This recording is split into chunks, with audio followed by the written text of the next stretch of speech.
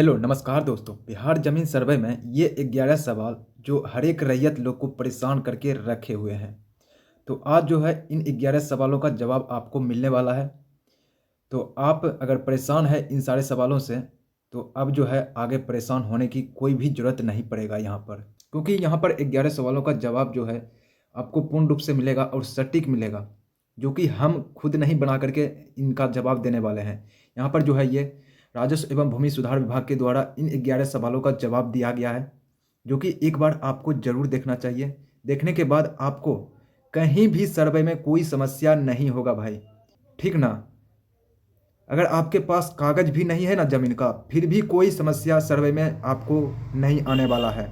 सर्वे जो है आप अपना ज़मीन का बहुत ही अच्छे तरीके से करवा पाओगे इन सारे सवाल को देखने के बाद एक बार। तो बस आप लोगों से एक छोटा सा रिक्वेस्ट है कि आप लोग इस वीडियो को लास्ट तक ज़रूर वॉच करिएगा, तभी आपको जो है सारे सवाल का जवाब यहाँ पर मिलने वाला है। तो सवाल कुछ इस प्रकार से है, 11 सवाल। यहाँ पर पहला सवाल जो है आता है, दखल कब्जा और लगान रसीद है पर दस्तावेज नहीं है, तो क्या सर्वे ऐसे में कैसे करवाएं अपने ज़मीन का।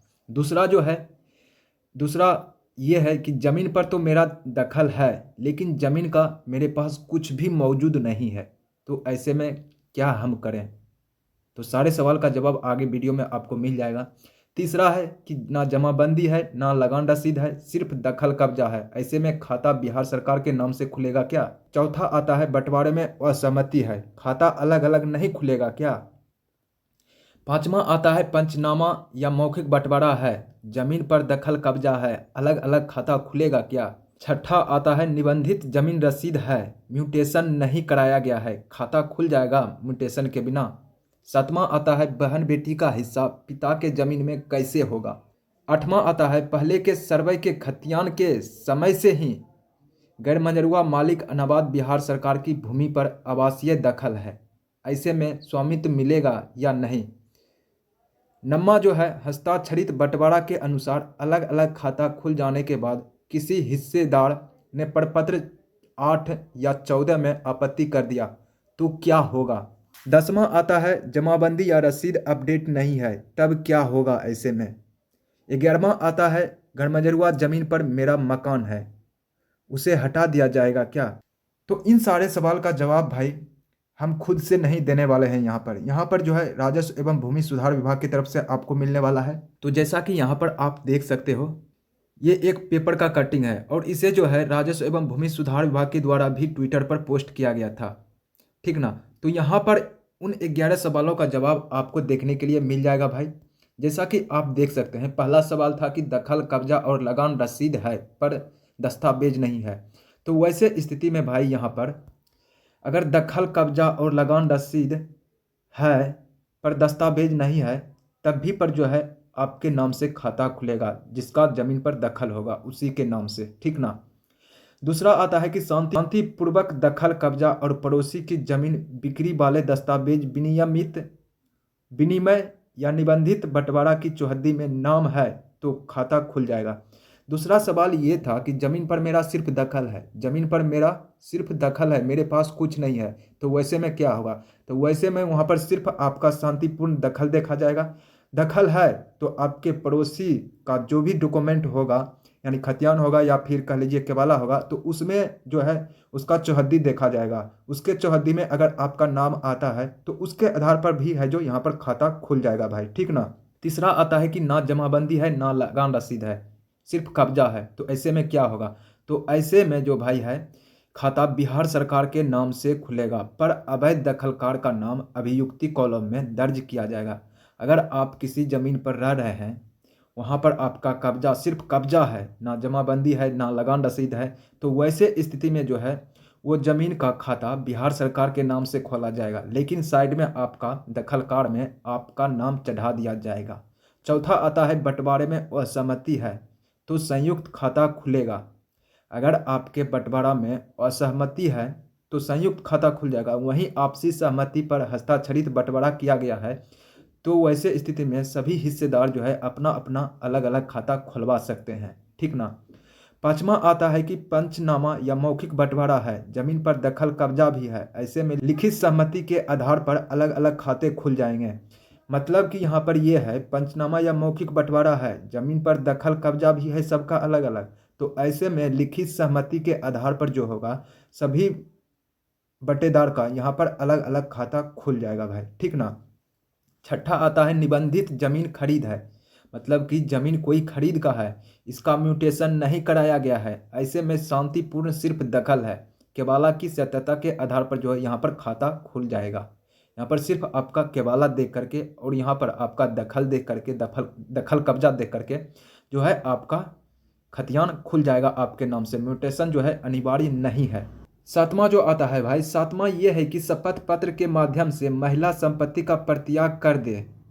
अगर यहाँ पर कोई महिला शपथ पत्र के माध्यम से अपने संपत्ति अपने पिता के संपत्ति से परित्याग कर देता है तो वैसे में जो है महिला का यहाँ पर हिस्सा नहीं होगा, या फिर पिता की स्व अर्जित भूमि की वसीयत में पुत्री का नाम ना हो।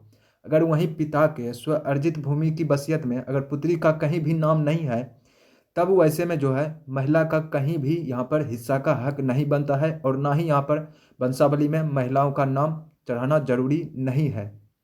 अगर वहीं पर अगर स्व अर्जित में अगर पिता के स्व अर्जित में अगर महिला का कहीं भी नाम है बेटी या पुत्री का, तो वहाँ पर आपको वंशावली में उसका नाम खोजा जाएगा।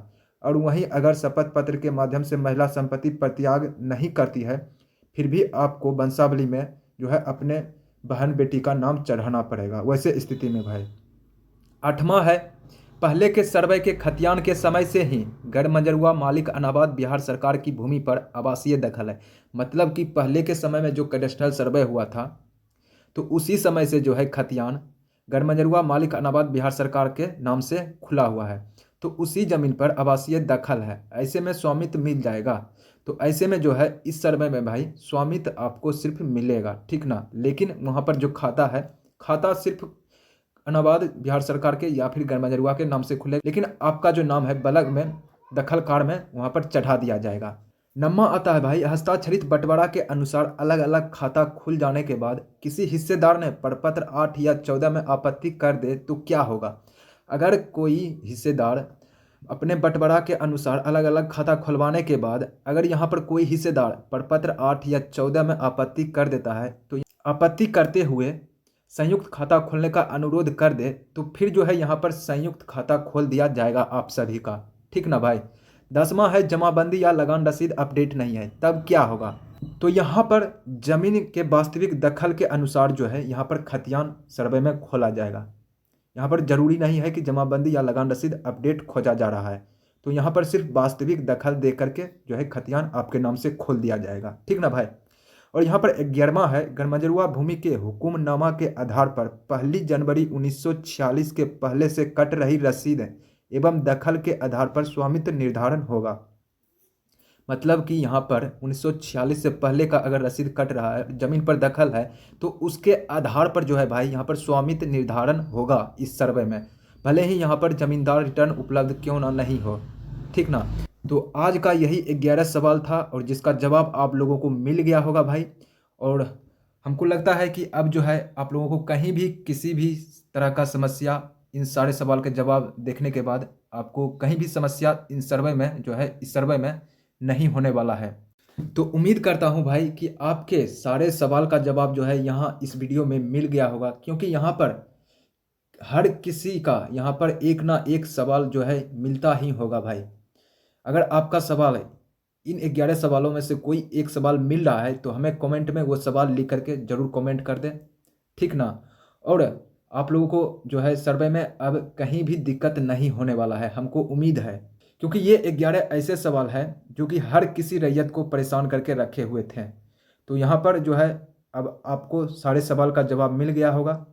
अगर यहाँ पर सारे सवाल का जवाब आप लोगों को मिल गया तो जो है यहाँ पर वीडियो को लाइक करके भाई चैनल को सब्सक्राइब जरूर कर दें, क्योंकि आज का ये वीडियो आप लोगों के लिए काफ़ी इंपॉर्टेंट वीडियो था भाई। तो अगर आप लोगों को यहाँ पर वीडियो थोड़ा भी अच्छा लगा है तो वीडियो को लाइक करके आप लोग चैनल को सब्सक्राइब जरूर कर लें। तो चलिए मिलता हूँ अगले वीडियो में, तब तक के लिए धन्यवाद भाई।